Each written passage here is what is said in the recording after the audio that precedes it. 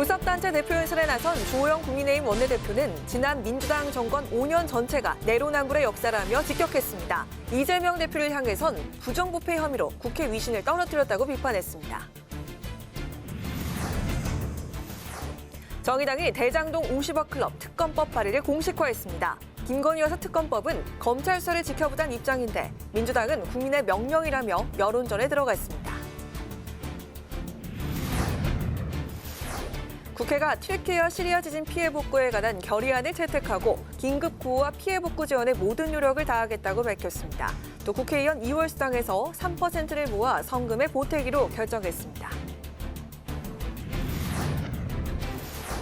오늘 파워 인터뷰에선 지난 국정감사에서 대장동 의혹과 관련한 날카로운 지적을 보여준 국민의힘 송석준 의원과 함께 이재명 대표에 대한 수사 향방과 쌍특검 추진을 둘러싼 여야 공방을 짚어보겠습니다.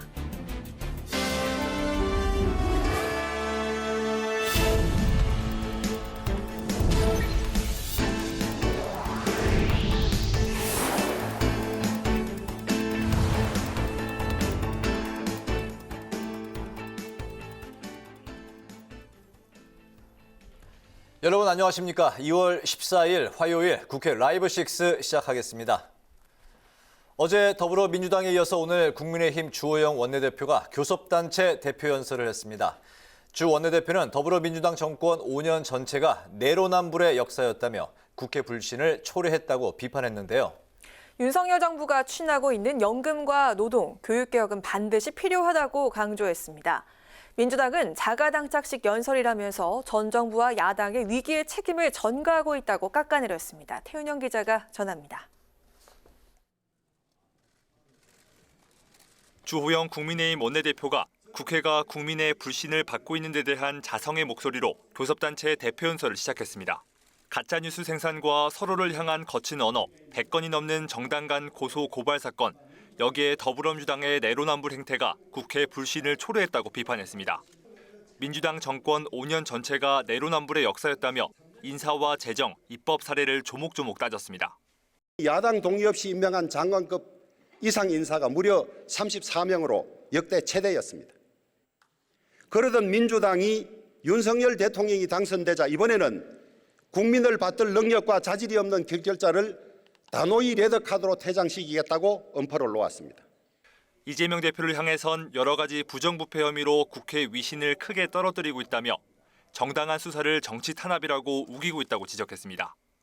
죄를 지으면 대통령도 구속되는 나라를 만들어야 한다며 박근혜 대통령을 청와대 정문을 나서는 순간에 수갑을 채워서 구치소로 보내자고 했습니다.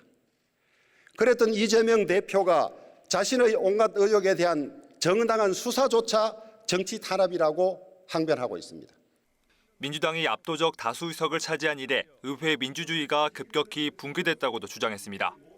민주당이 합의제의 핵심 요소들을 무력화해 의회 민주주의를 형해화하고 있다는 건데 이른바 검수완박법 처리 과정에서 있었던 회기 쪼개기와 위장 탈당 문제를 꼬집었습니다. 국회법 조항을 악용해서 회기를 잘게 쪼개는 전대미문의 살라미 전법을 써서 마지막 호소 수단마저도 없애버렸습니다. 민형배 의원을 탈당시킨 후에 법사위로 보낸 사건은 무슨 일이든지 할 수 있다는 민주당의 민낯을 남김없이 드러냈습니다. 또 민주당이 추구하는 인권은 탈북선언 강제북송 사건 등을 통해 볼 수 있듯 정치적 목적을 위해 언제든지 버릴 수 있는 거라며 북한 인권재단 출범을 막고 있는 것도 같은 맥락이라고 비판했습니다. 윤석열 정부가 추진하고 있는 3대 개혁, 노동, 연금, 교육개혁과 관련해선 대한민국의 지속 가능성을 위해 빠르면 빠를수록 좋다고 했습니다. 이와 함께 국회 신뢰 회복을 위해 정쟁의 도구로 전락한 국회 윤리특별위원회를 조속히 정상화시키고 헌법 불합치 판정을 받은 법안에 대해서도 서둘러 개정에 나서야 한다고 강조했습니다. 민주당은 주 원내대표의 연설은 한마디로 자가당착이라며 집권 여당의 비전이나 책임감은 찾아볼 수 없고 위기의 책임을 전 정부와 야당에 전가하고 있다고 비판했습니다. 국회방송 태윤영입니다. 더불어민주당이 김건희 여사 특검과 대장동 50억 클럽 관련 특검을 거듭 촉구하며 여론전에 들어갔습니다.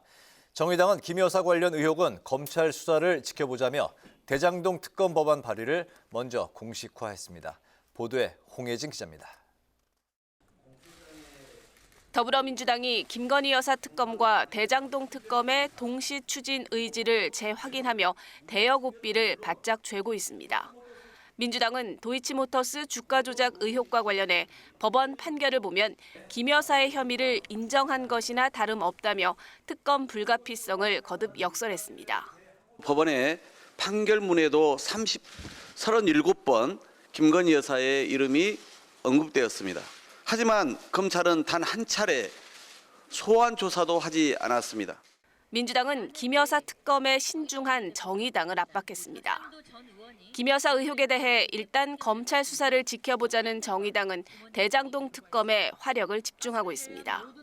정의당은 대장동 사건은 민주당과 국민의힘 모두 연루된 의혹이 있다며 비교섭 단체가 중심이 돼 특검 법안을 발의하겠다고 밝혔습니다.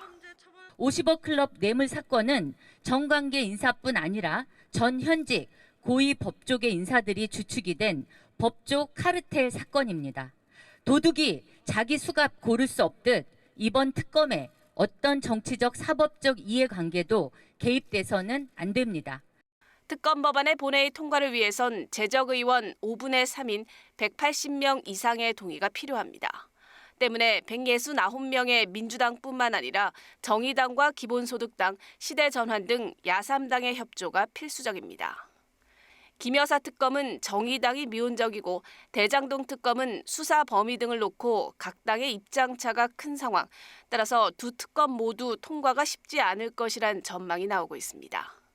국회방송 홍혜진입니다.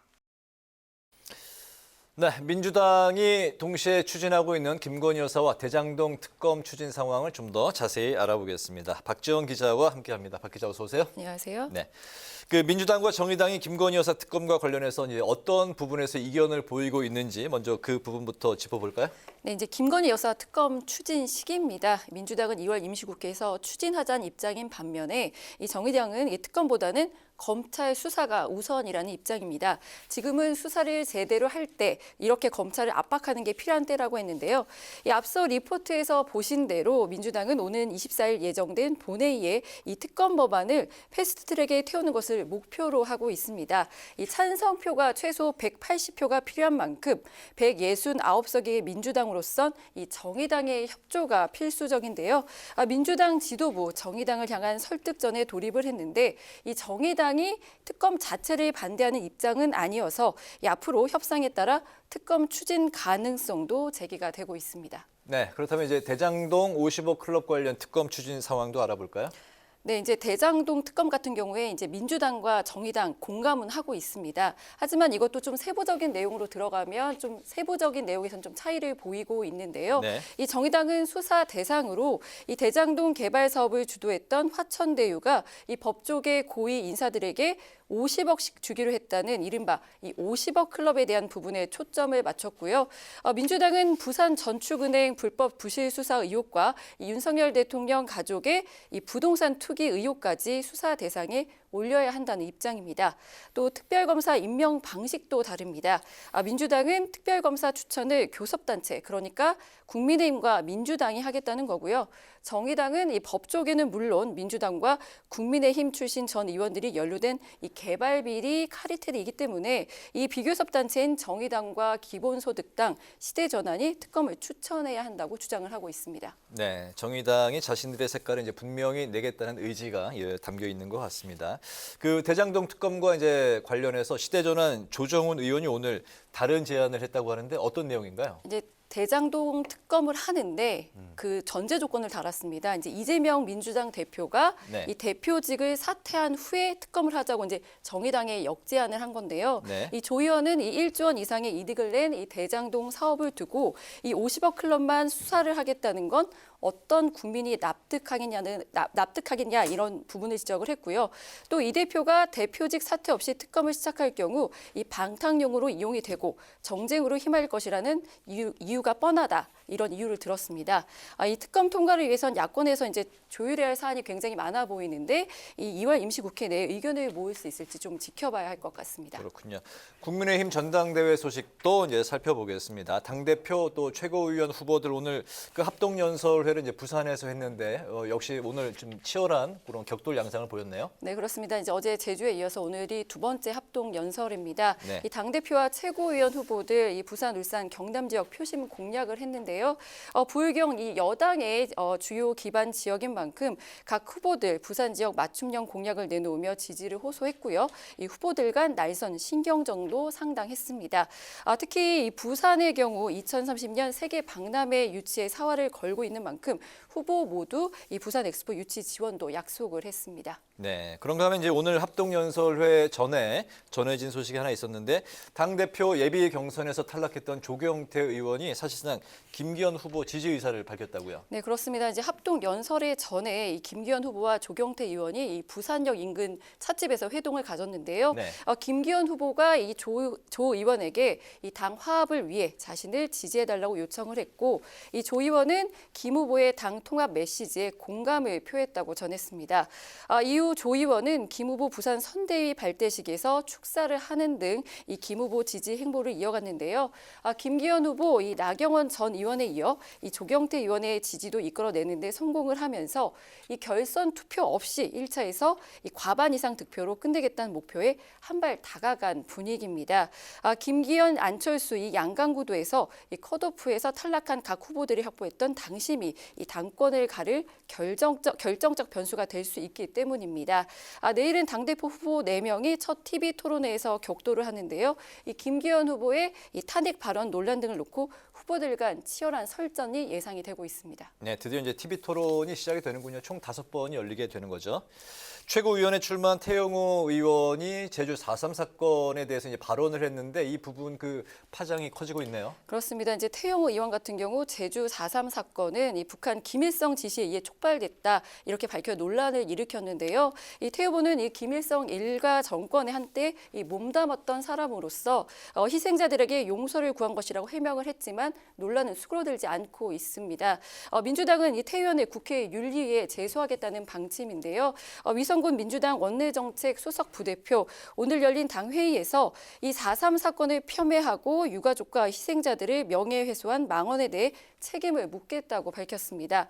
민주당은 또 국민의힘을 향해 이 당 차원에서 태 후보 발언에 대한 징계 조치를 하고 유족들에게도 공식 사과하라고 촉구를 했습니다. 네. 마지막으로 이제 3월 8일에 치러지는 국민의힘 전당대회 장소가 변경이 됐다고요. 네, 이제 서울 SK 올림픽 핸드볼 경기장에서 일산 킨텍스로 바뀌었습니다. 이제 코로나19 유행 이후 처음 열리는 전당대회인 만큼 참석 예상 인원이 늘어나서 기존 장소가 협소할 것으로 판단했기 때문인데요. 국민의힘은 3.8 전당대회 당일 약 만여 명이 참석할 것으로 예상을 하고 이 참석자의 안전을 고려할 때 이 수용 인원이 넉넉한 일산 킨텍스로 변경을 했다고 밝혔습니다. 네, 저도 그 부근에 살고 있는데 그 당일은 좀 일찍 나와야 되겠네요. 네, 오늘 그 이슈 분석은 박지영 기자와 함께했습니다. 박 기자 수고했습니다.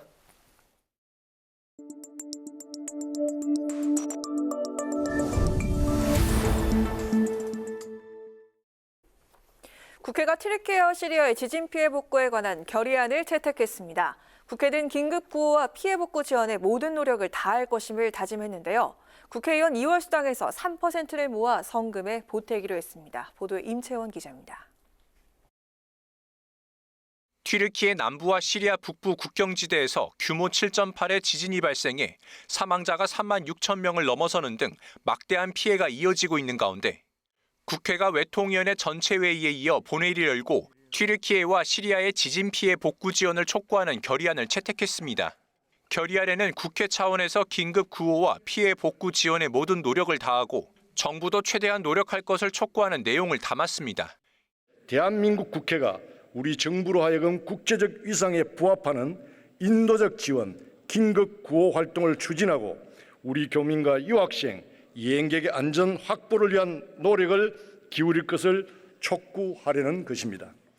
이와 함께 국회는 국회의원 2월분 수당 세비에서 3%의 의원금을 각출해 지진 피해자를 위한 성금에 보태기로 했습니다.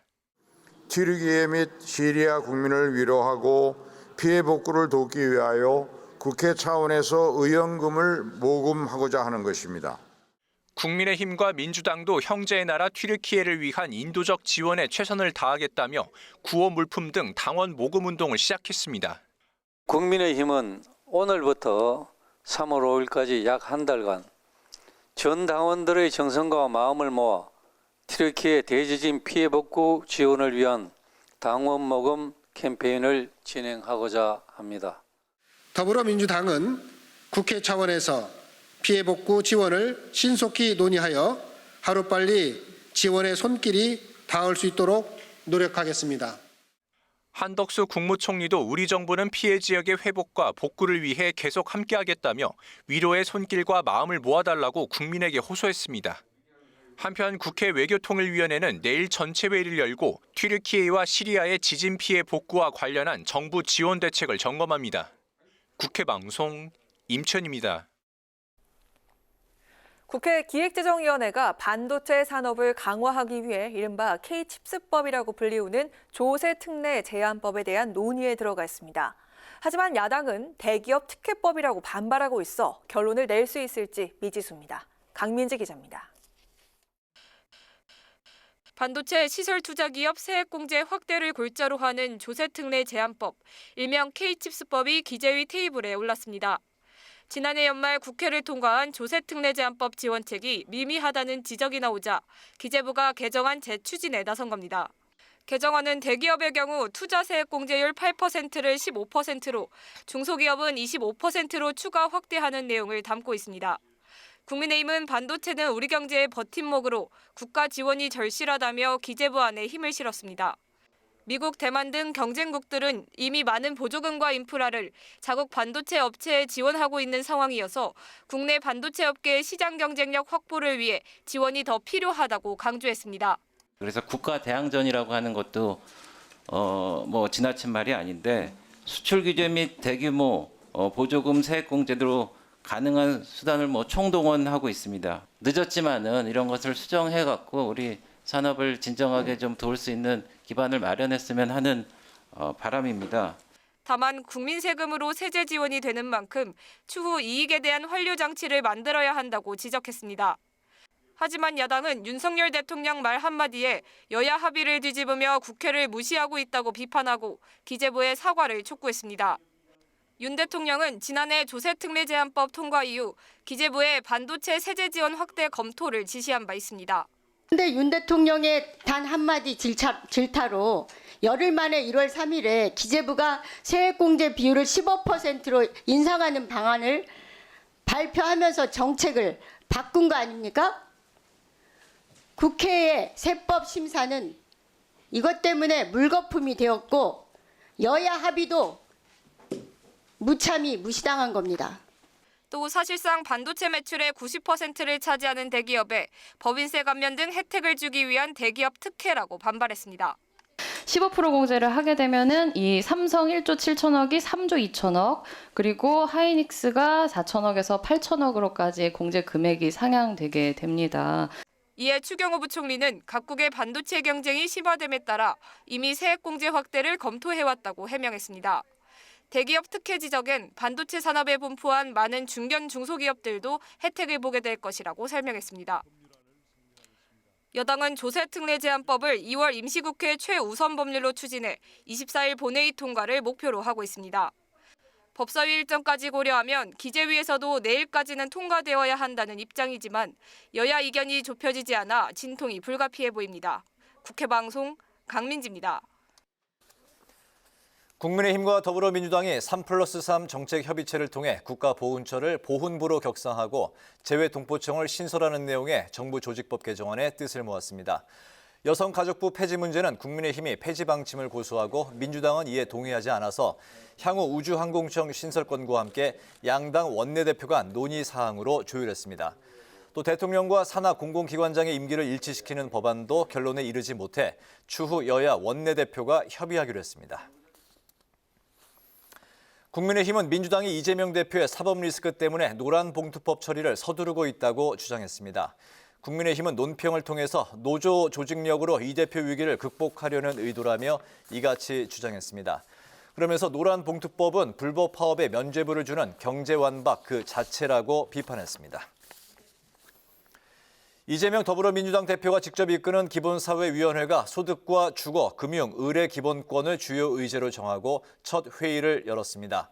위원장을 맡은 이재명 당대표는 복지사회의 한계가 뚜렷해졌다며 국가와 공동체가 모두의 기본적인 삶을 책임지는 사회로 나아가야 한다고 강조했습니다. 수석 부위원장을 맡은 우원식 의원은 당대표 취임 1년에 맞춰서 기본사회 2050 비전을 완성하겠다며 농어촌 배당형 기본소득 정책과 형제세법, 탄소세법 등 기본소득 관련 법안 발의에도 박차를 가하겠다고 밝혔습니다. 미국의 도산 안창호 선생 기념관을 건립하기 위한 토론회가 국회에서 열렸습니다. 토론회를 주최한 배현진 국민의힘 의원은 안창호 선생의 독립운동 정신을 확산하기 위해서 미국의 기념관을 설립하는 것이 중요하다고 강조했습니다. 박만규 전남대 명예교수도 발제를 통해서 기념관 건립은 미주 이민 한인들과 후손에게 한국인의 자긍심을 높이고 다른 나라 국민에게도 도산 정신을 알리는 의의가 있다고 말했습니다.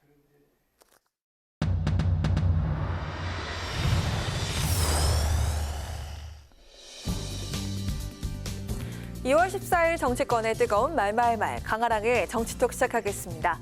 오늘 첫 번째 정치톡은 김일성 지시입니다. 국민의힘 최고위원 후보로 출마한 태영호 의원이 어제 열린 제주 합동연설회에서 한 발언에 대한 논란이 뜨겁습니다. 4.3 사건의 장본인인 김일성 정권에 한때 몸담궜던 사람으로서 유가족분들과 희생자분들을 위해서 진심으로 무릎을 꿇고 용서를 빕니다.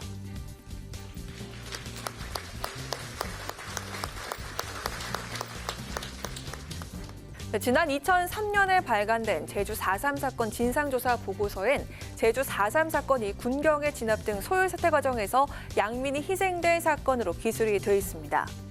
그럼에도 제주 4.3 사건은 김일성의 지시에 의해 촉발된 사건이란 태영호 의원의 발언을 두고 6개 단체가 공동 성명서를 내고 후보직을 사퇴하라면서 반박했고요.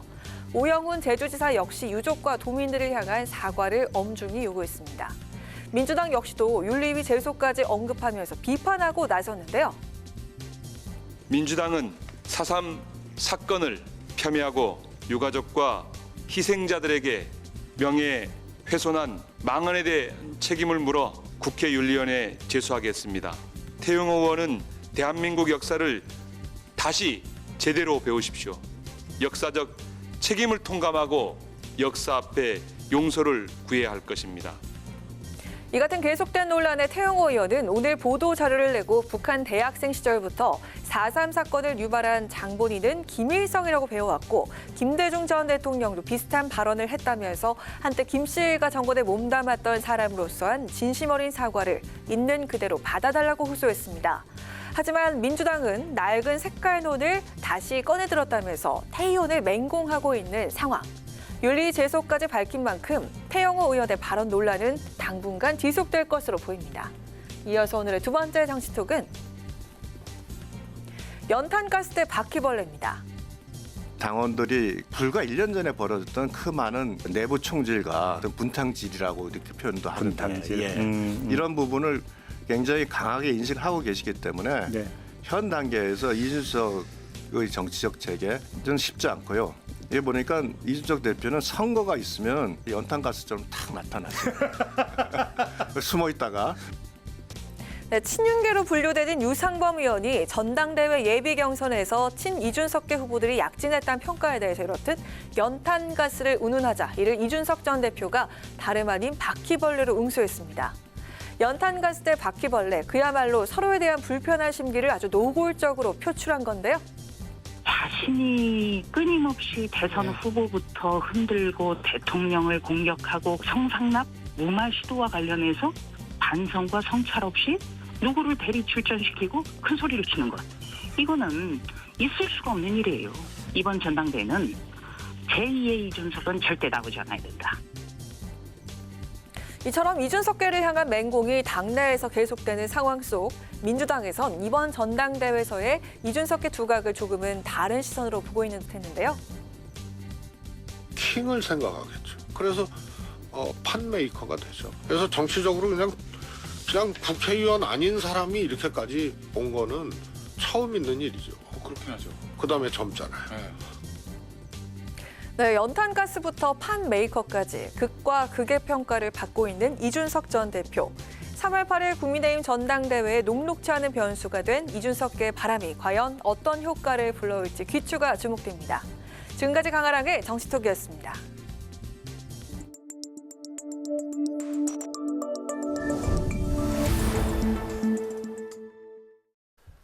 네, 이재명 대표의 구속영장 청구 여부에 이목이 쏠리고 있습니다. 김승원 더불어민주당 의원에게 현재 민주당 상황 자세한 이야기를 들어보겠습니다.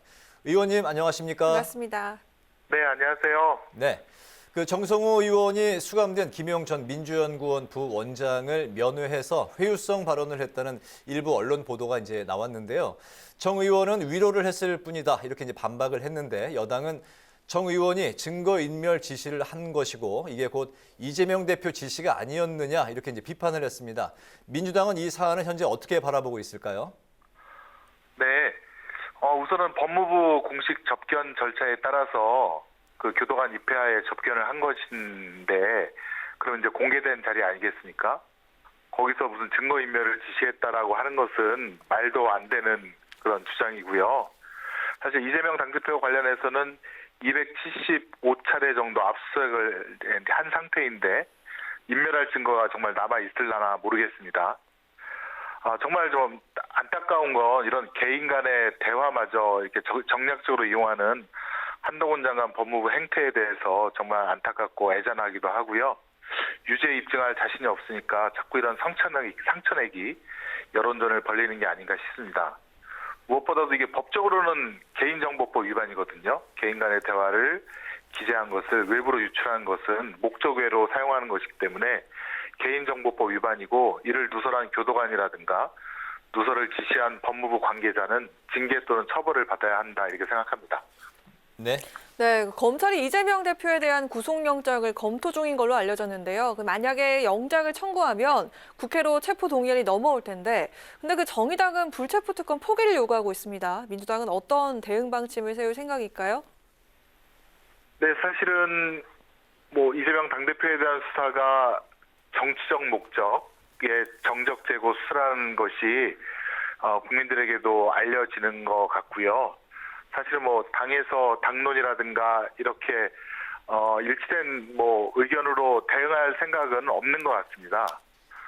왜냐하면 이번에 곽상도 50억 퇴직금 판결이라든가 또 김건희 여사 관련된 주가 조작 사건이 이제 유죄 판결, 권오수 회장이 유죄 판결 나옴으로써 국민의 공분이 높아질 뿐만 아니라 우리 민주당 의원들 내에서도 검찰의 이런 선택적 수사, 정략적 수사 혹은 제 식구 감싸기에 대한 분노가 높아져서 이재명 당대표에 대한 그 체포동의안은 부결될 가능성이 높지 않을까 이렇게 저희는 전망하고 있습니다. 네.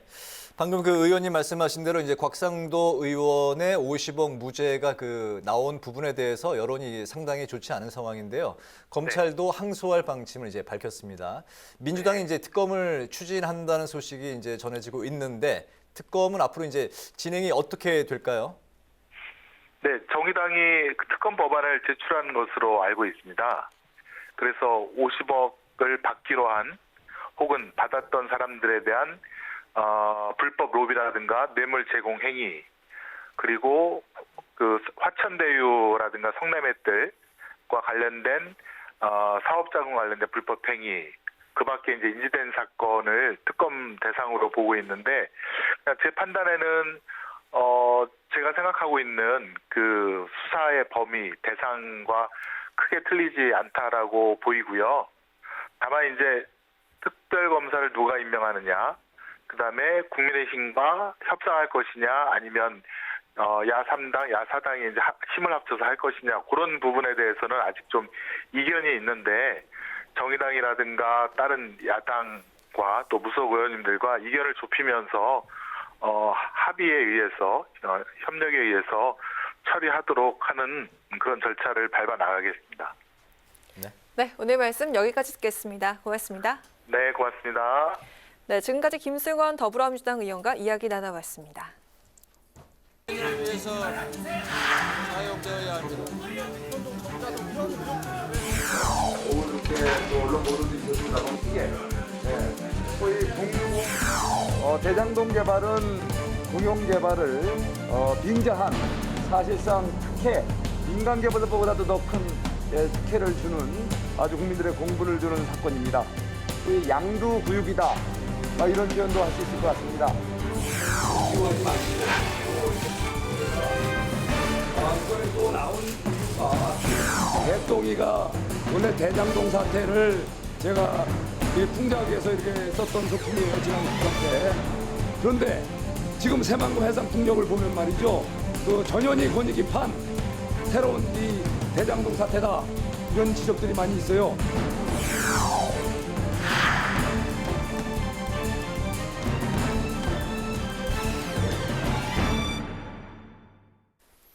네, 국회 라이브 6 파워 인터뷰 시간입니다. 그동안 이재명 대표의 대장동 사건 관련해서 누구보다 날카롭게 지적을 해오셨던 분인데요. 한강 뉴욕 지역구 의원으로 의미 있는 지역 현안까지 두루 챙겨가면서 활약 중인 재선의 국민의힘 송석준 의원과 함께하겠습니다. 의원님 반갑습니다. 어서 오십시오. 네, 안녕하세요. 반갑습니다. 네.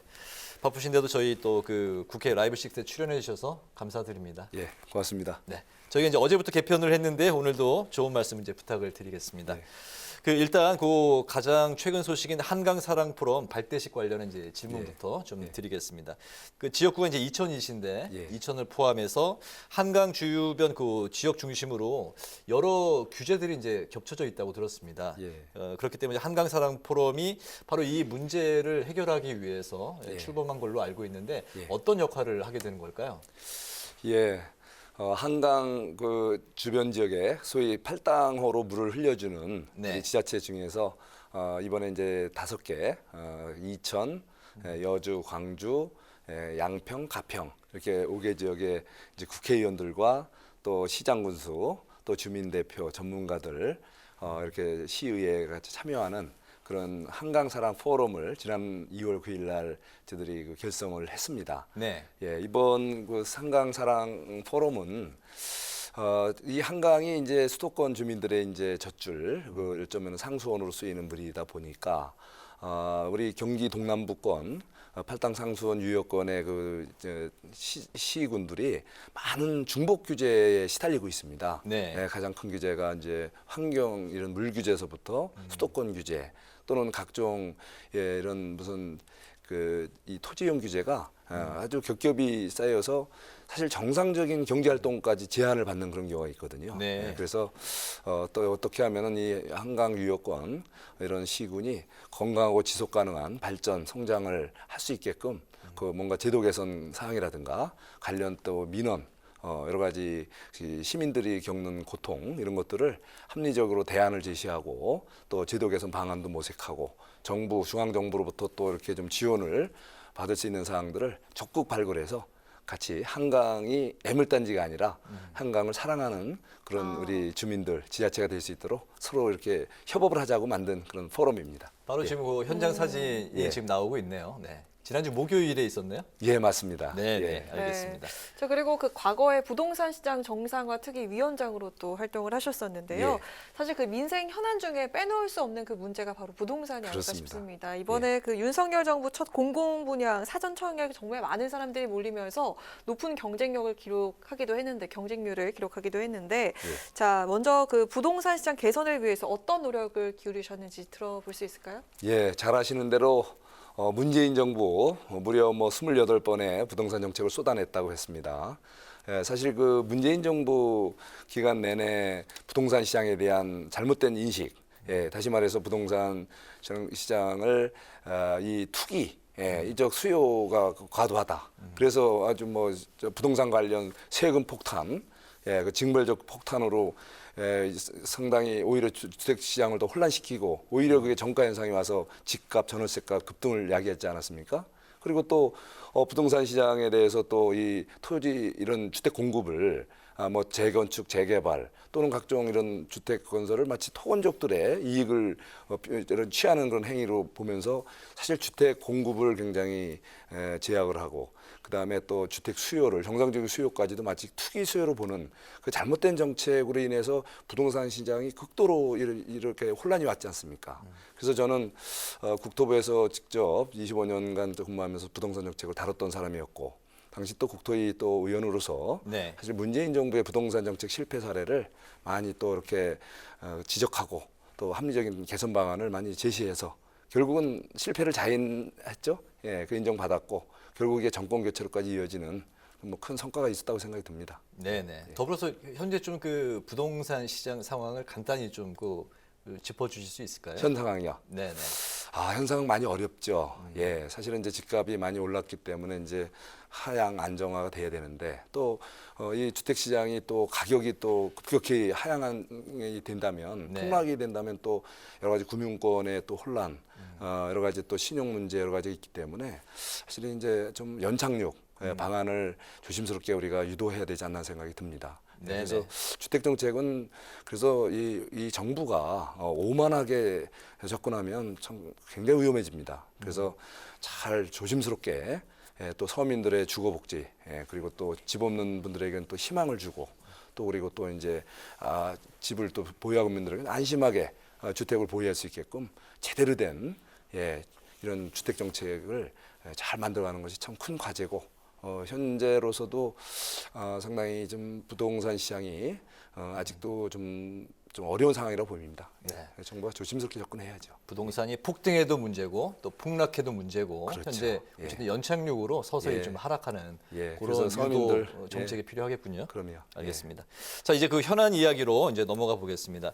검찰이 조만간 이재명 대표에 대한 구속영장 청구 여부를 이제 결정하겠다고 하는데 재작년 이제 그 국정감사에서 의원님께서 이제 양의 탈을 씌운 강아지 인형 그 뭐 대똥이라고 이제 불렸던 것 같은데요.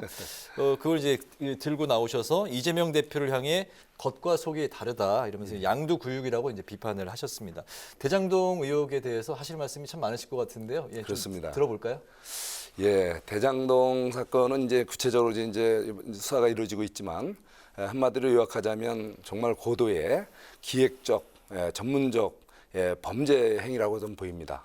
그리고 또 다른 면에서는 또 고도의 대형 보험 사기 사건의 성격도 갖고 있습니다. 네. 이거는 뭐냐면은 대장동 개발이 부동산 전문가들 그리고 법률 전문가들, 금융 전문가들 그리고 또 이런 언론 관계자들도 같이 관여하면서 네. 상당히 이게 치밀하게 거기에 보면 여러 가지 전문 용어들이 나와서 사실 일반 국민들이 이해하기는 참 어려운 구조 속에서 1조 원 가까운 특혜이익을 안기는 아주 굉장히 심각한 이 범죄 비리 사건이거든요. 네. 거기에다가 또 그거를 또 유사시에는 희석시키려고 소위 55 클럽이라는 게 기획이 되죠.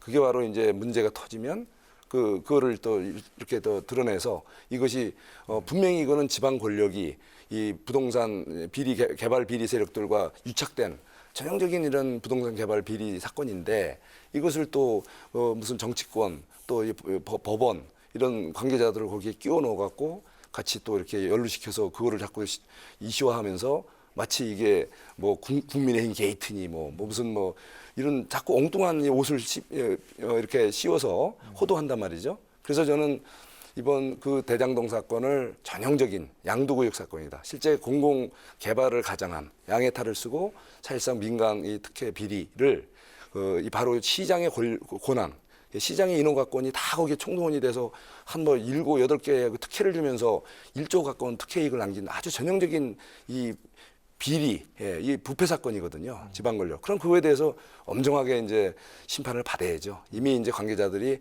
그다음에 이제 그동안에 검찰의 수사가 좀 굉장히 미흡하고 좀 겉핥기식이었죠. 이제 제대로 수사가 이루어지고 있기 때문에 좀 제대로 모든 것이 밝혀졌으면 좋겠습니다. 네. 네, 이제 검찰이 이재명 대표에 대한 구속영장을 검토 중인 것으로 알려지면서 민주당 측에서 맞불을 놓기 시작했는데 대장동 사건과 김건희 여사 사건을 다루는 그 쌍특검 카드를 꺼내 들었습니다. 어떻게 보십니까? 이거는 정말 말도 안 되는 얘기죠. 이게 어떻게 지금 이 대장동 비리 사건은 그 증인들이 있고 그리고 또 명백한 증거가 넘치고 차고도 넘치고 이미 또 개인 비리 사건이에요. 그 특검 대상이 아닙니다. 더구나 또 이번에 그 김건희 여사 관련해서는 이미 판결로 통해서 여러 가지를 통해서 이미 다 드러나서 아무 문제가 없는 거로 알려진 거 아닙니까? 지난 정부 내내 털고 털어도 다 문제가 없고 최종 판결로 이제 확정이 된 거 그걸 갖고 우리 대통령 부인과 관련되니까 특검을 하자. 이거는 한마디로 국회를 국민들이 봤을 때는 참 이렇게 조롱받게 하는 국회에서 그런 택도 없는 더구나 지난번에 우리 이상민 그 행자부 장관 탄핵 요건이 아닌데도 탄핵 의결을 했지 않습니까? 거기에다 또 이번에 특검을 하자고 주장하는 것은 너무 상식 밖의 이런 주장으로 국회가 국민들로부터 조롱받고 버림받는 그런 행태가 이제 지양돼야 된다고 생각합니다. 제발 국회가 우리가 정상화되고 우리 대한민국 정치가 좀 정상화되었으면 좋겠습니다. 김건희 여사 특검에 대한 이제 그 여론조사를 보면 예. 여론조사는 일반 국민들 대상으로 했을 때는 예. 여론조사가 좀 더 높게 나오는 건 사실이거든요. 아, 그 특검을 하자. 네네. 글쎄 저는 여론조사에 그러니까 대해서 여론조사에서는 예. 뭐 예. 이재명 대표에 대한 뭐 의혹도 예. 그렇고 여야 가릴 것 없이 의혹이 있다면 예. 모두 그 수사를 해야 된다. 일단 조사를 해야 된다. 그런 분위기인 것 같습니다. 그 여론에 의해서 우리가 한다면 예를 들면 과거에 조국 사태 때도 그랬고 네. 예, 또 문재인 대통령이 또 이 지지율이 굉장히 끝까지 높게 나오지 않았습니까? 네. 근데 사실 대한민국 현실이 어떻습니까? 문재인 정부 5년 동안에 안보 파탄, 경제 파탄, 뭐 외교 파탄, 사회 분열, 도처에 이런 문제가 생겼어요. 그런데도 지지율이 높은 거. 그래서 여론이라는 것은 우리가 존중해야 되지만 네. 그 여론으로 인해서 사실 사실과 다른 것들이 호도되는 그것은 정말 위험하지 않나. 특히 그 예를 들면 지금도 말씀드렸지만 이미 법원에 의해서 철저하게 다 조사돼서 무혐의 됐고 지난 정부 내내 탈탈 검찰이 털어서도 문제없다고 드러난 사건을 이제 와서 이제 특검을 하자. 그러면 어쩌면은 야성의 그런 여론이 반영됐는데 그걸 갖고 우리가 현실로 우리가 국회가 같이 움직이고 국가기관들이 움직인다면 대한민국이 어떻게 되겠습니까? 비정상도 이런 비정상은 없는 거죠. 알겠습니다. 예. 이제 뭐 그 관련해서 이제 대장동 클럽 이제 50억 클럽 그 곽상도 의원 그 무죄 판결에 대해서 역시 예. 이제 국민 그 여론이 좀 싸늘합니다. 예. 의원님도 이제 잘 느끼고 예. 계실 것 같습니다. 예. 요 클럽 50억 클럽의 그 특검에 대해서 이제 국민의힘은 어떤 분위기인가요? 글쎄요, 뭐 그거는 뭐 우리 당 출신 전 국회의원님 건이기 때문에 좀 말씀드리긴 좀 조심스럽긴 합니다. 근데 제가 말씀드렸지만 이 55 클럽 이건은 아까도 말씀드린 대로 대장동 사건의 본질을 흐리기 위해서 처음부터 치밀하게 기획된 대형 보험 사기 사건이라는 겁니다. 네. 이 본질은 지방 권력이 그 개발 비리 사업자들하고 유착이 돼서 막대한 특혜를 천화동인이라는 또 특정 금전 신탁에 이렇게 나눠서 분산 배치하고 그걸 나중에는 어떻게 다 자기들이 가져가려고 그런 거 아닙니까?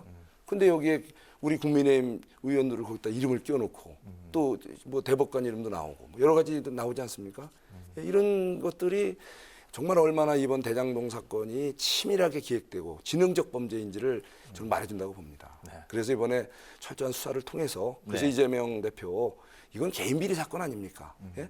그 본인이 뭐 우리 야당 대표 시절에 이 저질러진 사건도 아니고 과거 시장 시절에 그 부패 세력들과 연루가 돼서 벌어진 사건이니까 제대로 수사를 받아서 명쾌하게 좀 밝혀졌으면 좋겠습니다. 네, 55 클럽 건은 이제 국민의힘도 내부 검토 중인 거라고 이제 전해졌기 때문에 철저하게 조사해야죠. 조사해서 잘못된 거는 수사가 잘못됐으면 그건 다시 철저하게 수사하고 제대로 된 증거를 갖고 알겠습니다. 문제가 되면 강력히 대응을 해야죠. 알겠습니다. 대장동뿐만 아니라 권익위를 향해서도 또 날선 비판을 또 쏟아내셨습니다. 작년 정무위원회 국정감사 때도 또 같은 양두구육 인형을 이제 또 들고 나오셨는데요.